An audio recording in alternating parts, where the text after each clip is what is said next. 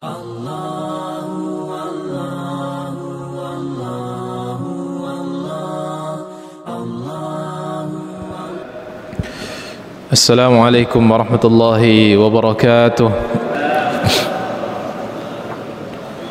Hamdan wa syukran lillah, wassalatu wassalamu ala rasulillah wa ala alihi wa sahbihi wa man wala, amma ba'du. Qala Allahu jalla wa ala fi kitabihil karim, ya ayyuhalladzina amanu taqullaha haqqa tuqatih wa la tamutunna illa wa antum muslimun.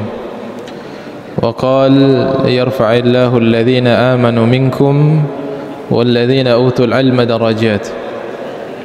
Wa qala aidan innama yakhsha Allaha min ibadihi al-ulama. Ikhwani fid din, a'azzani Allahu wa iyyakum ajma'in. Alhamdulillah, kita bersyukur pada Allah Subhanahu wa taala atas karunia yang Allah Subhanahu wa taala berikan pada kita, atas segala macam bentuk nikmat yang Allah Subhanahu wa taala berikan kepada kita. Dan tentu yang paling berharga yang terus untuk kita saling mengingatkan agar kita mengagungkan nikmat tersebut yang Allah berikan kepada kita adalah nikmat al-istifa, nikmat pilihan. Nikmat pilihan inilah nikmat yang paling berharga. Kalau nikmat yang diberikan secara umum nikmat yang besar, akan tetapi merupakan nikmat yang tidak seistimewa dengan nikmat yang sifatnya istifa, nikmat yang sifatnya kekhususan dan pilihan Allah Subhanahu wa taala kepada hamba-hambanya yang dicintainya. Nikmat kesehatan adalah nikmat yang besar, tetapi nikmat tersebut diberikan kepada yang beriman dan tidak beriman. Nikmat kekayaan, nikmat harta, nikmat yang patut untuk disyukuri, tetapi diberikan kepada yang beriman dan yang tidak beriman, yang soleh maupun yang toleh. Nikmat jabatan begitupun, diberikan pada yang beriman dan yang tidak beriman. Dan berbagai macam nikmat-nikmat dunia itu diberikan oleh Allah Subhanahu wa taala secara merata kepada siapa saja dari hambanya yang mengupayakan dan mengusahakan nikmat-nikmat dunia tersebut. Dan ada nikmat yang sifatnya istifa, ikhtiar, kekhususan, pilihan Allah Subhanahu wa taala kepada hamba-hambanya yang dicintai saja. Itulah nikmat-nikmat agama, nikmat akhirat, nikmat diniyah, nikmat keimanan, nikmat keislaman, nikmat beramal soleh, nikmat menuntut ilmu, nikmat membaca Al-Quran, dan seterusnya. Nikmat-nikmat diniyah hanya diberikan kepada hamba-hamba Allah Subhanahu wa taala yang dicintainya. Maka itulah nikmat yang patut untuk terus kita saling mengingatkan, untuk kita mengagungkan nikmat tersebut dan menjaganya, dan menjaga keistiqomahan di atas nikmat pilihan Allah Subhanahu wa taala untuk memberikan hidayah kepada kita. Salawat dan salam senantiasa kita kirimkan kepada qudwah kita, teladan junjungan kita Rasulullah sallallahu alaihi wasallam. Qudwatuna wa uswatuna.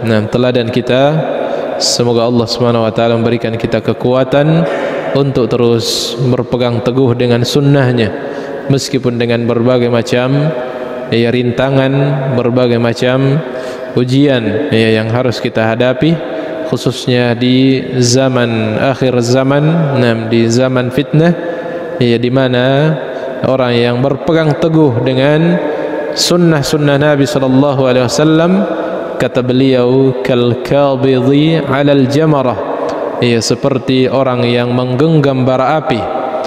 Mempertahankan sunnah,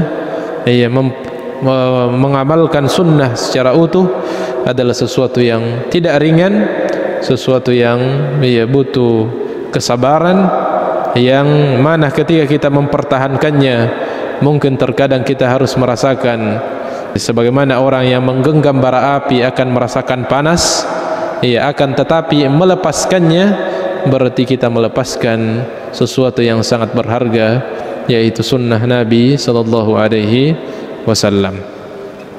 Ikhwani jamaah maghrib isya, a'azzani Allah wa iyyakum ajma'in. Kita lanjutkan pembacaan kitab atau hadis-hadis Nabi yang terangkum dalam kitab Sahih At-Targhib wa At-Tarhib Imam Muhammad Nasiruddin Al-Albani rahimahullahu taala.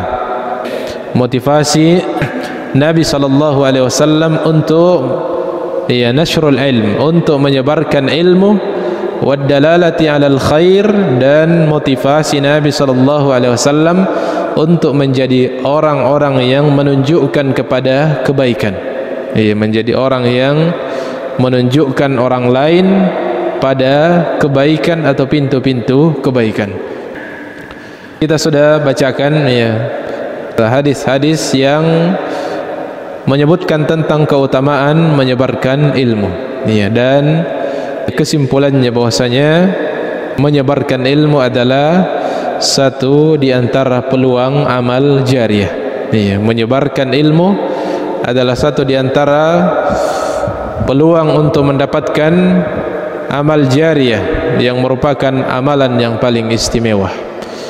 Amalan-amalan yang lainnya hanya kita dapatkan ketika kita mengamalkannya, ketika kita mengerjakannya. Di saat itulah kita dicatatkan pahala kita. Adapun amal jariah, sekali kita mengerjakannya, mungkin dengan durasi waktu yang sangat singkat kita melakukannya, mungkin hanya dengan modal usaha yang tidak berat, akan tetapi pahalanya tidak lagi terputus sampai kita menggapai surga Allah Subhanahu wa taala. Itulah amal jariah. Itulah amal jariah, dan salah satu poin dari amal jariah, salah satu bentuk peluang amal jariah adalah lewat nashrul ilm, lewat menyebarkan ilmu. Dan sekali lagi, zaman kita ini adalah zaman yang sangat potensial untuk kita menjadi orang-orang yang menyebarkan ilmu, meskipun mungkin kapasitas ilmu kita terbatas, tetapi dengan adanya media-media yang terbuka, mari kita manfaatkan untuk sebagai ladang amal jariah. Banyak orang yang justru menanam dosa jariah lewat media sosial tersebut. Wa na'udzubillahi min dzalik.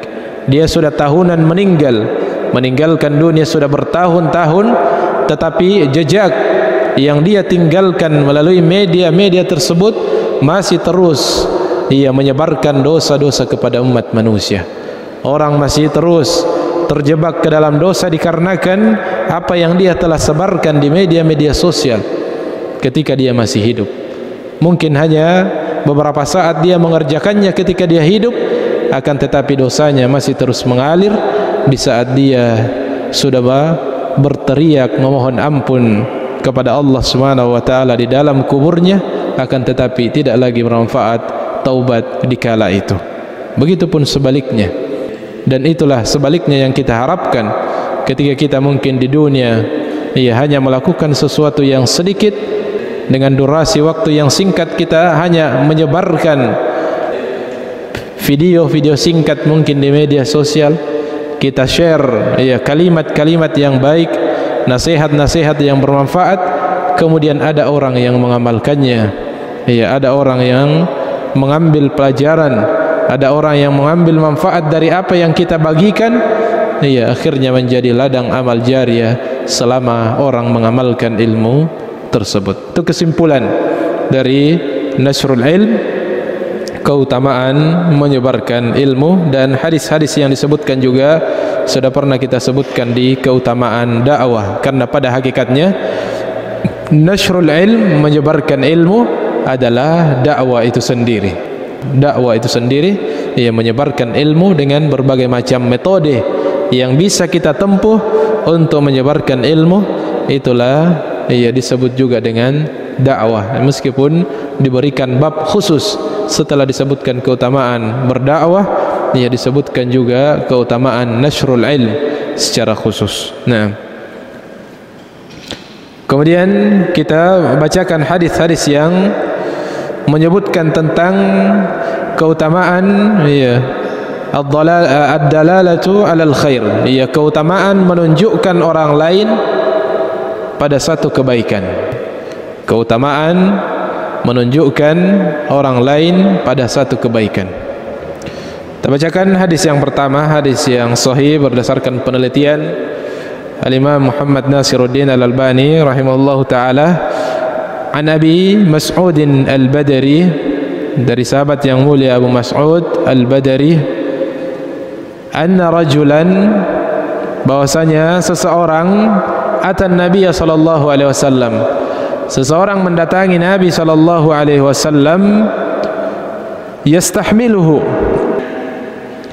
dia datang kepada Nabi sallallahu alaihi wasallam untuk meminta tolong, agar diberikan tunggangan untuk bisa dia tunggangi atau bisa untuk mengangkut barangnya, karena dia seorang musafir, kemungkinan dia seorang musafir.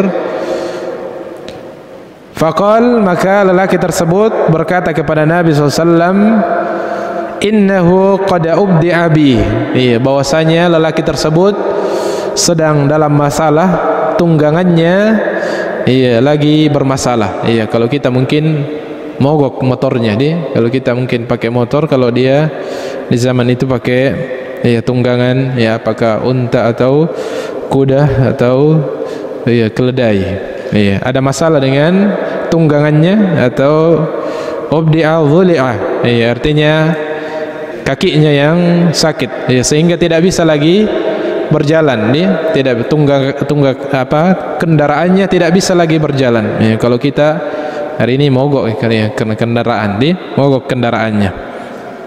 Yastahmilu, maka dia datang kepada Nabi SAW meminta untuk diberikan bantuan, tunggangan atau kendaraan yang bisa mengangkutnya atau mengangkut barang-barang yang dia bawa. Faqala Rasulullah SAW, maka Nabi SAW tidak memberikan, karena dia tidak memiliki kendaraan di saat itu atau tunggangan di saat itu. Maka beliau SAW, yang beliau lakukan adalah menunjukkan i'ti fulanan, dia hanya mengatakan datanglah kepada si fulan, tidak disebutkan namanya, siapa yang diperintahkan untuk didatangi oleh orang yang butuh bantuan tersebut. Fa'atahu, maka seorang yang musafir yang butuh tunggangan tersebut mendatangi orang yang ditunjukkan oleh Nabi SAW. Fahamalahu, lalu dia pun kemudian membawanya atau memberikan tunggangan kepadanya untuk membawanya. Faqala Rasulullah SAW, maka Nabi SAW bersabda, man dalla ala khairin, siapa yang menunjukkan kepada seseorang pada satu kebaikan, falahu mithlu ajri fa'ilihi, maka dia mendapatkan pahala seperti pahala orang yang mengerjakan kebaikan tersebut. Au qala amilihi, atau dia mengatakan dia mendapatkan pahala seperti orang yang melakukannya atau mengerjakannya. Ini keutamaan yang ditunjukkan oleh Nabi SAW dan disampaikan oleh Nabi SAW, perlunya untuk kita menunjukkan pada kebaikan, menunjukkan orang lain pada kebaikan. Karena ketika kita menjadi sebab orang lain mengerjakan satu kebaikan, maka kita tidak mengerjakannya. Tidak sama pengorbanan kita dengan orang yang mengerjakannya, tetapi kita mendapatkan pahala yang sama nilainya di sisi Allah Subhanahu wa taala. Inilah diantara bentuk amalan-amalan yang istimewa. Akan tetapi perlu diperhatikan bahwasanya Nabi SAW ingin memberikan pertolongan kepada orang tersebut. Akan tetapi di kala itu Nabi SAW tidak memiliki tunggangan, tidak memiliki kendaraan. Jadi bukan, dan di hadis berikutnya lebih jelas lagi bahwasanya kita tidak serta-merta menunjukkan orang lain padahal kita mampu melakukannya. ya ada orang datang minta tolong kepada kita, ya jangan langsung diserahkan kepada orang lain, karena mengatakan ya kan sama aja pahalanya nanti kalau saya tunjukkan orang lain, ya daripada saya yang korban. Nah, nantinya lebih baik saya tunjukkan saja kepada tetangga atau orang yang tahu, apalagi kalau butuh bantuan, ya dana dan seterusnya, ya padahal dia mampu tapi orang lain dia tunjukkan kepada yang lainnya, ya bukan seperti itu. Tetapi praktek Nabi sallallahu alaihi wasallam adalah karena dia tidak memiliki tunggangan yang bisa dia berikan untuk orang yang butuh bantuan tersebut di kala itu, maka dia tunjukkan kepada sahabatnya yang beliau ketahui dengan jelas bahwasanya dia pasti akan bisa memberikan bantuan kepadanya. Maka Nabi SAW mengatakan, man dalla ala khairin falahu mithlu ajri fa'ilih, maka siapa yang menunjukkan satu kebaikan, maka dia mendapatkan pahala persis dengan pahala yang didapatkan oleh orang yang mengerjakannya. Ya, inilah maha luasnya rahmat Allah Subhanahu wa ta'ala dan kasih sayangnya kepada hambanya. Seseorang yang hanya dengan kalimat atau hanya mungkin dengan mengangkat telunjuknya dan mengucapkan beberapa kalimat untuk mengarahkan seseorang pada kebaikan, dia bisa mendapatkan pahala seperti orang yang mengerjakannya, meskipun dengan pengorbanan. Mungkin orang yang mengerjakan amalan ini dia mengerjakannya harus dengan mengeluarkan hartanya, atau mungkin harus dengan mengeluarkan tenaganya, dan seterusnya. Dia mendapatkan pahala dengan pengorbanan yang besar, sedangkan orang yang menunjukkan kebaikan, pada kebaikan tersebut dia hanya butuh modal kalimat, dan keikhlasan tentunya untuk mengarahkan seseorang agar bisa mendapatkan pertolongan atau kebaikan yang dia perlukan. Kemudian hadis yang kedua, an Abi Mas'ud radhiyallahu anhu, dari Abu Mas'ud radhiyallahu anhu, beliau meriwayatkan, ata rajulun an-nabiy sallallahu alaihi wasallam, ia juga datang kepada Nabi sallallahu alaihi wasallam seorang lelaki. Fasa'alahu, maka orang tersebut meminta sesuatu, meminta tolong, dia membutuhkan sesuatu, maka dia meminta bantuan kepada Nabi sallallahu alaihi wasallam. Faqal, lebih khusus lagi mungkin makanan. Naam. Faqal, maka Nabi sallallahu alaihi wasallam bersabda, ma indi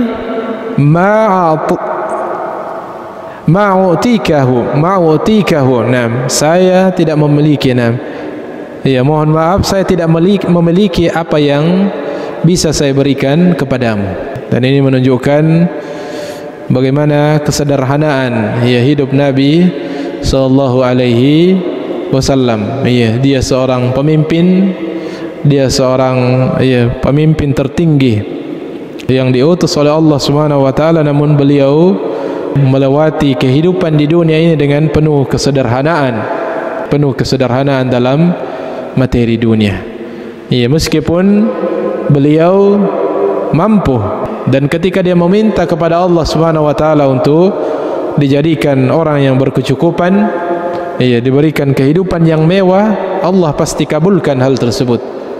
Tetapi Nabi sallallahu alaihi wasallam memilih jalan tersebut, bahkan memohon untuk dibangkitkan fi zumratil fuqara, fi zumratil masakin, agar dibangkitkan bersama dengan rombongan orang-orang yang miskin, adalah untuk kemaslahatan umatnya, untuk memberikan penguatan kepada umatnya yang diberikan ujian oleh Allah Subhanahu wa taala dalam bentuk kekurangan, kesederhanaan, keterbatasan dalam materi dunia, agar dia tidak putus asa dalam menghadapi ujiannya, agar dia berbesar hati bahwasanya jangankan kita yang manusia biasa, Nabi pun seorang manusia yang paling dicintai oleh Allah Subhanahu wa taala juga mengalami ujian dunia, menghadapi kehidupan dunia dengan berbagai macam keterbatasan.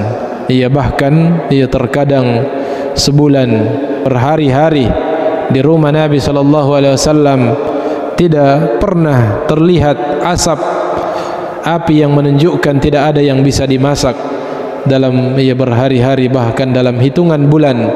Beliau SAW tidak ada yang bisa dimasak di rumahnya kecuali hanya makan biji-biji kurma dan air putih. Ini sebagai bentuk penguatan pada umatnya yang diberikan ujian-ujian dalam keterbatasan dunia, agar tidak menjadi berputus asa, apatah lagi berprasangka buruk kepada Allah Subhanahu wa taala. Dan juga menjadi bukti nyata bahwasanya tidak menjadi ukuran mutlak tolak ukur kemuliaan seorang hamba di hadapan Allah dengan melihat dari sisi materinya. Akan tetapi tentu materi sangat penting untuk bisa menjadi satu di antara gerbang dan peluang untuk meraih kemuliaan di sisi Allah Subhanahu wa taala. Tergantung bagaimana kita menyikapi, bagaimana kita memanfaatkan, menggunakan apa yang Allah Subhanahu wa taala berikan, maka itu akan menjadi jembatan dan jalan untuk kita meraih kemuliaan di sisi Allah Subhanahu wa taala. Kata Nabi SAW, ma'indi ma'u'tikahu. Iya, tidak ada yang bisa saya berikan kepadamu dari apa yang engkau butuhkan. Walakin i'ti fulanan. Iya, tetapi Nabi SAW tidak sekedar itu. Nah, beliau tetap berusaha mencarikan solusi kepada orang yang butuh tersebut. Iya, dan ini sikap yang terbaik. Pertama, menerima atau menyambut orang yang datang meminta tolong dengan mencari apa yang bisa kita berikan kepadanya sebagai bentuk bantuan kepadanya. Meskipun tidak maksimal yang bisa kita bantukan, atau bahkan tidak ada yang bisa kita bantukan, tetapi kita berupaya untuk mau memberikan bantuan dan menyampaikan yang sebenarnya. Ya, Nabi tidak basa-basi. Nah, seperti kita kebanyakan atau kadang seperti itu. Nah, sebenarnya ada yang bisa diberikan, ada yang bisa dibantukan, namun kekhawatiran yang berlebihan. Tidak ada yang bisa, tidak ada sama sekali. Nah, dan seterusnya, dan seterusnya. Terlalu banyak alasan. Kalau Nabi bukan basa-basi. Memang tidak ada sama sekali yang bisa diberikan bantuan kepada orang yang membutuhkan tersebut. Sekiranya ada, meskipun Nabi membutuhkan, beliau pasti berikan bantuan kepada orang yang datang kepadanya. Maka ini sikap yang pertama, menyambut orang yang datang meminta, membutuhkan bantuan dengan sambutan yang terbaik, dan berusaha untuk bisa memberikan sebisa apa yang kita mampu. Akan tetapi setelah berusaha dan ternyata tidak ada yang bisa diberikan kepadanya, maka langkah sikap yang berikutnya untuk tidak melewatkan keutamaan peluang amalan yang mulia tersebut, membantu dan memudahkan orang lain. Yang kata Nabi SAW, wallahu fi auni al-abdi ma kana al-abdu fi auni akhi. Seseorang akan senantiasa ditolong oleh Allah Subhanahu wa taala selama dia senantiasa menjadi orang yang menolong saudaranya. Man naffasa an mu'minin kurbatan min kurabid dunya. Siapa yang membebaskan seorang mukmin dari satu di antara kesulitan-kesulitan dunia, naffasallahu anhu kurbatan min kurabi yaumil qiyamah. Allah Subhanahu wa taala pasti akan membebaskan dia dari kesulitan-kesulitan pada hari kiamat. Maka Nabi mengatakan, walakin i'ti fulanan, akan tetapi datangilah si fulan. Datangi si fulan. Fa'atar rajula, maka orang tersebut pun mendatangi seseorang yang ditunjukkan oleh Nabi SAW, dan dia pun mendapatkan bantuan dan pertolongan dari orang tersebut. Faqala Nabi SAW, maka Nabi SAW bersabda, man dalla ala khairin falahu mithlu ajri fa'ilihi au amilihi. Siapa yang menunjukkan seseorang pada satu kebaikan, maka dia mendapatkan pahala persis dengan pahala yang didapatkan dengan orang yang melakukan amalan tersebut. Inilah kemuliaan, keutamaan yang sangat besar bagi orang yang menunjukkan pada seseorang kebaikan. maka manfaatkan setiap ada peluang-peluang tersebut. Meskipun sekali lagi di hadis ini lebih jelas lagi bahwasanya bukan serta-merta kita menunjukkan orang lain. Jika ada peluang untuk memberikan kebaikan kepada orang lain, tidak serta-merta kita menyerahkan dan menunjukkan kebaikan tersebut, mengalihkan kebaikan tersebut kepada saudara kita, tetapi justru kita berusaha lebih dahulu. Kita berusaha, berupaya lebih dahulu untuk melakukan amalan tersebut sebelum kita tunjukkan kepada saudara kita, jika kita memang tidak mampu untuk memberikan melakukan kebaikan tersebut atau memberikan pertolongan tersebut kepada orang lain. Kemudian hadis yang berikutnya, hadis yang derajatnya sahih, an Abi Hurairah, dari sahabat yang mulia Abu Hurairah radhiyallahu taala anhu, anna Rasulullah sallallahu alaihi wasallam qaal, bahwasanya Nabi sallallahu alaihi wasallam bersabda, man da'a ila hudan kana lahu min al-ajri mithlu ujuri man tabi'ahu. Siapa yang mengajak, menunjukkan, mengajak kepada hidayah, mengajak kepada petunjuk Allah Subhanahu wa taala, kana lahu minal ajri mithlu ujuri man tabi'ahu, maka dia untuknya pahala, bahkan baginya pahala seperti pahala-pahala orang yang mengikutinya. Wa man da'a ila dhalalatin, dan sebaliknya siapa yang mengajak, siapa yang menunjukkan pada satu kesesatan, pada satu keburukan, pada satu dosa, kana alaihi minal ithim, maka baginya dia menanggung dosa mislu athami man ittaba'ahu, seperti dosa orang-orang yang mengikutinya, atau dosa orang-orang yang mengerjakan dosa tersebut dikarenakan petunjuknya. La yanqusu dzalika min athamihim syai'a, juga dengan tanpa mengurangi sedikit pun dosa orang yang mengerjakannya. Dan inilah bagian yang paling penting dari ad-dalalatu 'alal khair.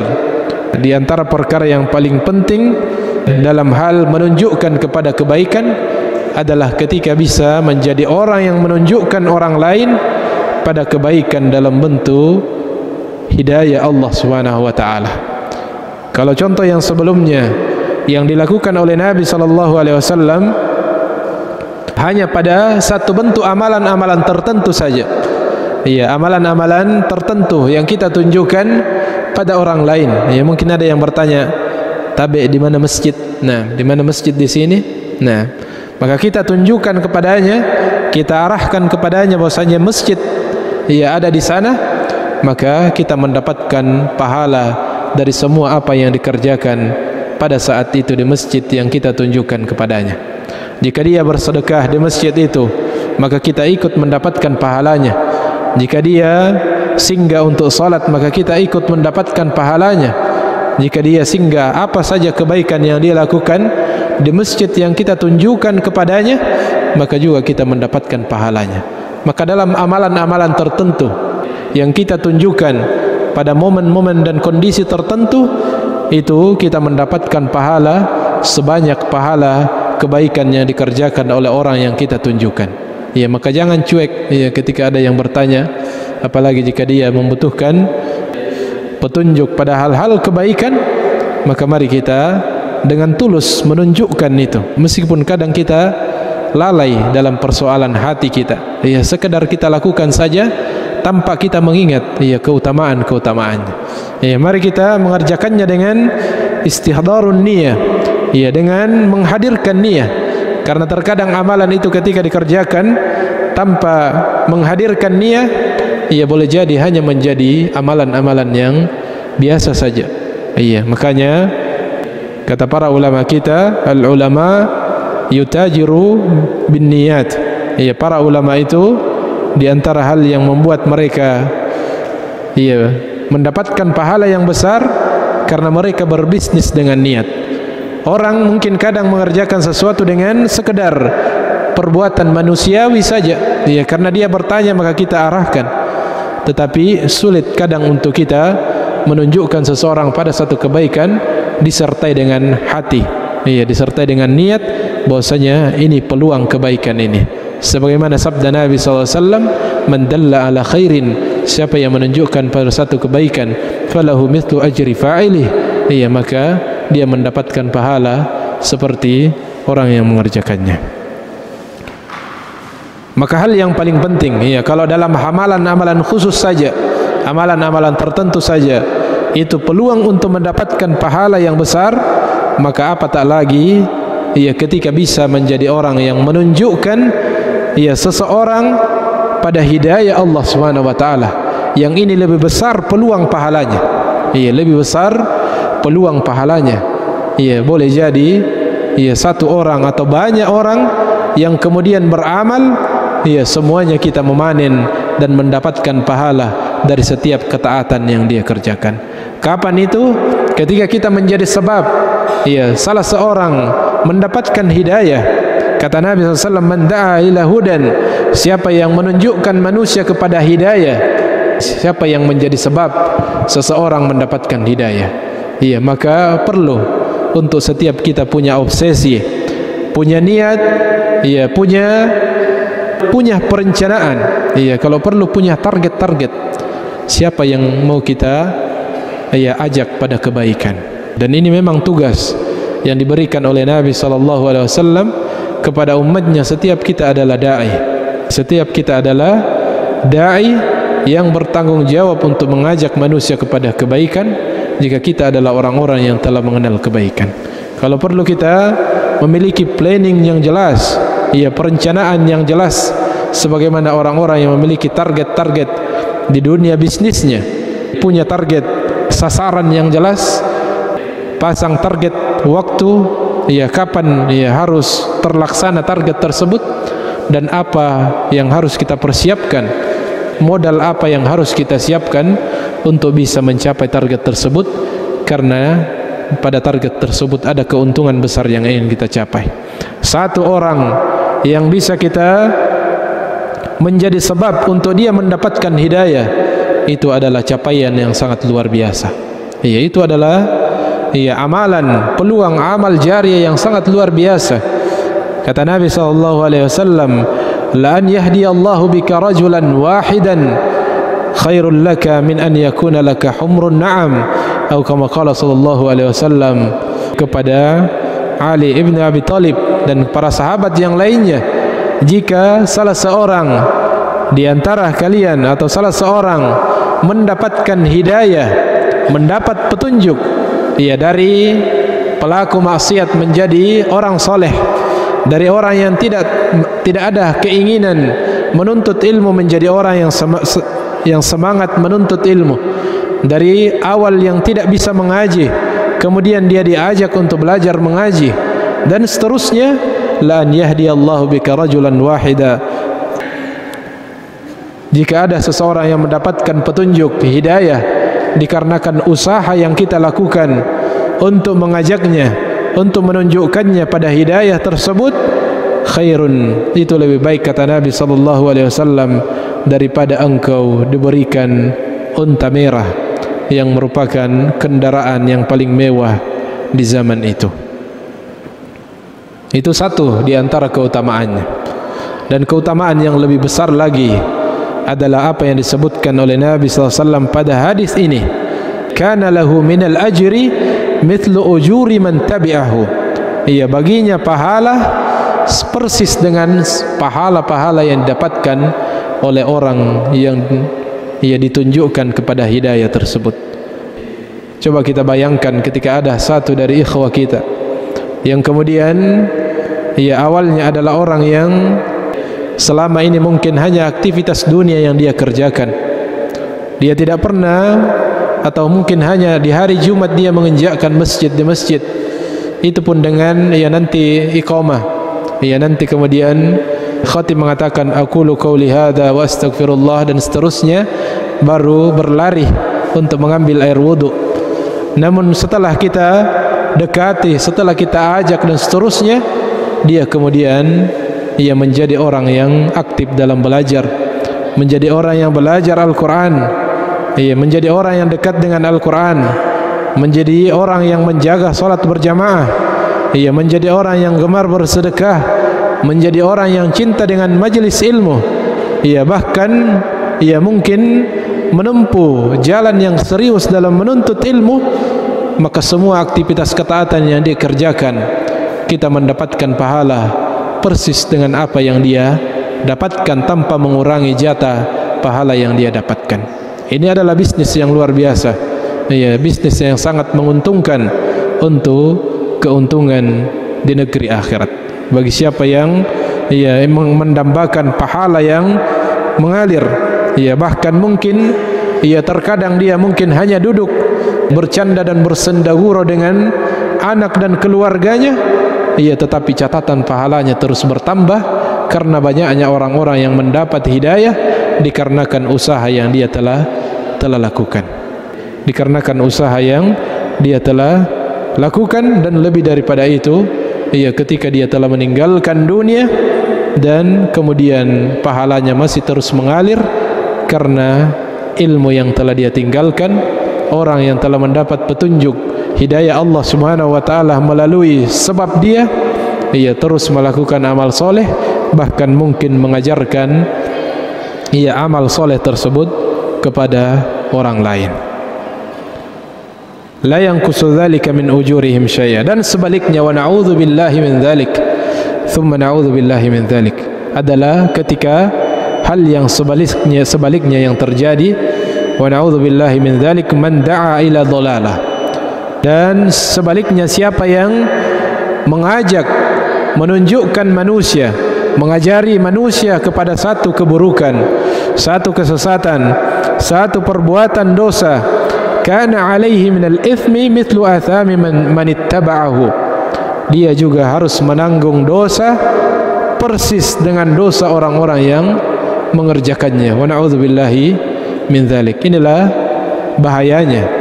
Berbuat dosa itu berbahaya, tetapi lebih daripada itu adalah ketika menjadi pelopor, dai kepada dosa, menjadi orang yang mengajak kepada perbuatan dosa dan kesesatan, karena dia bisa menjadi dosa jariah, dosa yang terus mengalir dosanya, meskipun dia telah meninggal dunia. Wa na'udzubillahi min dzalik. Dan sudah menjadi sunnatullah.